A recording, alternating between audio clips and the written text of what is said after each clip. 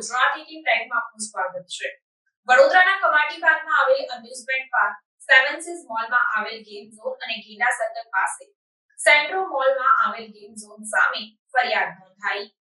Rajkot game zone અગ્નિકાંડ બાદ પાલિકા police અને ફાયરની તપાસમાં શહેરમાં ચાલતા ગેમ ઝોનને તાત્કાલિક ધોરણે બંધ કરવામાં આવ્યા હતા, જેની સાથે અનેક કોમર્શિયલ બિલ્ડિંગ, શાળા, દુકાનોને પણ સીલ કરવામાં આવી હતી।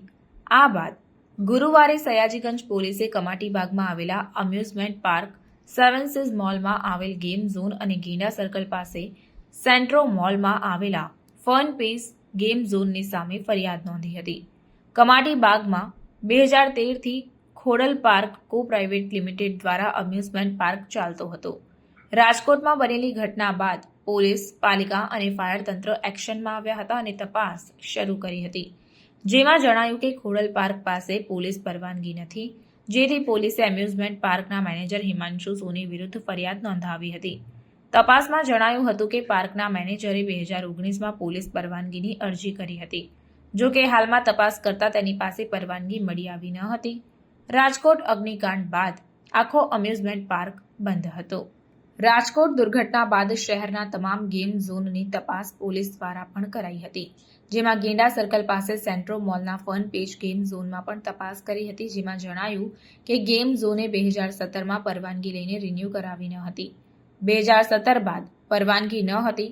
7 વર્ષથી પોલીસ પરવાનગી ન હતી, તે છતાં ગેમ ઝોન ચલાવી રહ્યો હતો, જેથી પોલીસે ગેમ ઝોનના સંચાલક વિશાલ દશરથલાલ મોદીની સામે ફરિયાદ નોંધી હતી।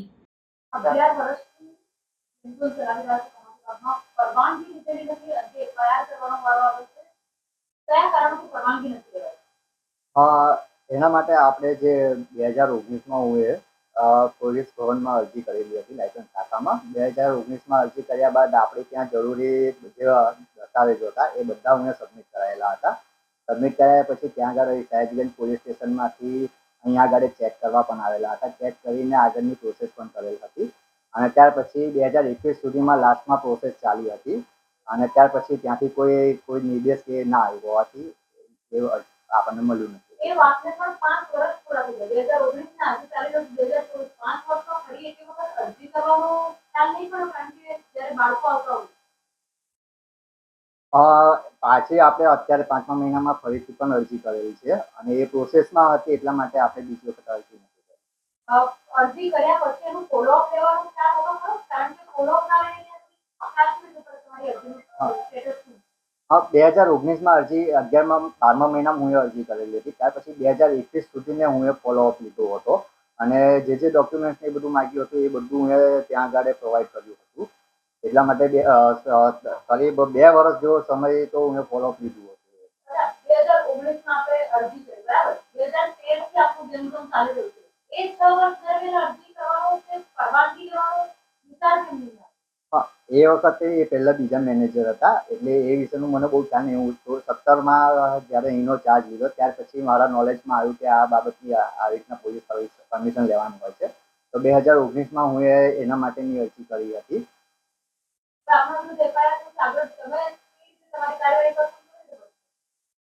હવે જોઈશું આગળ શું અમારે ઉપર અમે વાત કરીશું, પછી ઉપરથી જે પ્રમાણે